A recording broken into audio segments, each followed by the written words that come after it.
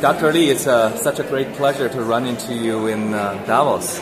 You have been very busy lately, last few months, publishing so many editorials on the FT, New York Times, mostly about artificial intelligence. Absolutely, yeah. Why all of a sudden this burst of interest? Well, I think artificial intelligence has moved into a new level of maturity, and a lot of intellectual debate, I think, has led to a very clear intellectual outcome. And it's important for people to know what those outcomes are, because it's very tricky for people to fall into the trap, right? Some of the really terrible issues that shouldn't be talked about are, singularity, AI controlling mankind, and then there are also at the very other extreme people saying AI won't change anything, it'll create more jobs, everything will be wonderful, it'll be a man-machine symbiosis. I think that is all inappropriate and incorrect and misleading and based on different types of ulterior motives. And I think the issues we really need to be addressing for AI, first and foremost, is that AI as a single domain optimizer has got so good, it's going to truly enhance but mostly replace human capabilities. And we have to accept that reality and find ways to transition the people who will be replaced by it over the next 15 to 20 years. We do have 15 to 20 years, but it's 1/3 as much time as the Industrial Revolution.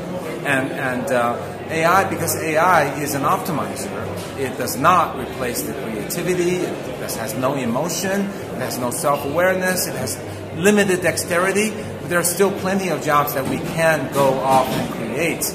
And so it's important that people know the truth, and that's why I've been an advocate of the truth behind AI. Obviously, there are other important issues such as security, privacy, the widening gap of the wealthy, the haves and have-nots.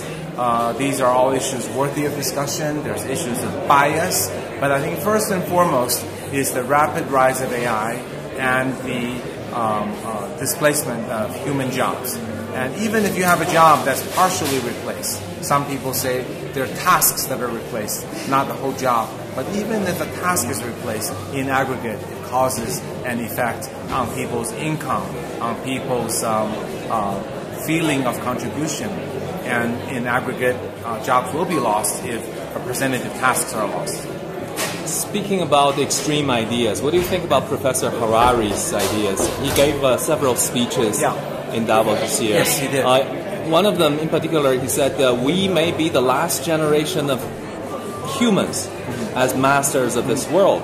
Once AI marries biotechnologies like genome editing, we could, or the AI could create monsters with their own consciousness, with their own intelligence. What do you think about such extreme ideas? Well, I think it's exaggerated. There's no engineering basis for that.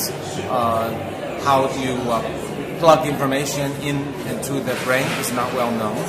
Certainly, I believe technologies such as gene editing in parallel to AI is an equally impactful technology breakthrough, and certainly they will make some changes. But I think Professor Harari, being the historian that he is, I do hope he focuses on history and on writing, which is wonderful. But science is not his field. Furthermore, I think what is very dangerous and perhaps creating irreparable damage is in his book, he predicts this class of useless. I think it's way premature and, in fact, definitely incorrect to call any people useless. I think there is a purpose that we are here. There are many things AI cannot do. There are acts of compassion, acts of love, there's creativity, there's collaboration, there's dexterity, there's complex problem solving. These are absolutely not solved by AI. Spoken from an AI scientist. Among my AI friends, we feel that way. And I don't think we should let non-experts start to create such mass hysteria and fear about, and I think a very undignified branding of any people as useless class. I think it is irresponsible and just not correct to do that. You're actually invested in a lot of AI-related companies in China. How are they doing? How far are they from world leaders like Google or other startups in the Silicon Valley? There's still a large gap between any company and Google.